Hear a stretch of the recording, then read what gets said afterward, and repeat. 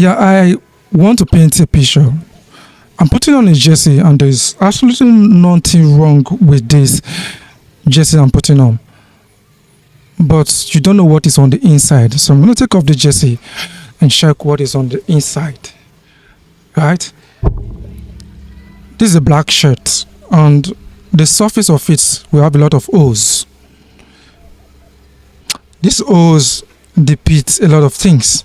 Could be starvation, depression, poverty, isolation, and the rest. This is what a typical Nigerian goes through at the very moment in our society.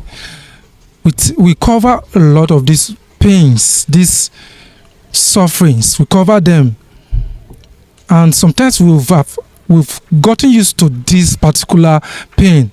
We come out and we smile, we pretend that everything is all right in the midst of scarcity and inflations of goods and commodities. And when it comes to us, we pray over it. I'm not saying praying is a bad thing, but since the inception of Nigeria, we'll be praying. We'll be praying for virtually everything, for stable electricity, for good security, for water supply, for good governance, and the rest. We've been praying since the inception of Nigeria. Sometimes when I go to church and when my pastor tells me to pray for our leaders, for God to give them the wisdom to do the needful, I just sit there and marvel. So why should I pray for leaders? For God to give them the wisdom to do what they said they will do in their manifestos. Why should I pray for people that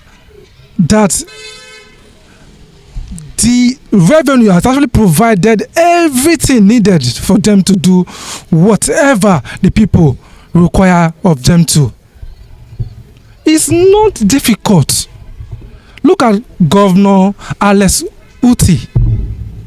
If you have that good conscience of good governance, no one will force you to do the needful. These are bad leaders, and they feel like we are, whatever they throw at us, we get used to it, and that is why they don't feel ashamed anymore. Look, yesterday the Minister of for Power said he doesn't have a solution for the Black Cat. That it doesn't have any solution, doesn't have any initiative to provide solution to end this Black Cat. And that particular person is still the Minister for Power. And that is why I feel like Nigerians should stand up for themselves. We prayed enough. We've asked God for help, and God is looking down at us for us to stand up for ourselves. God is not going to fight for us. We should fight for ourselves.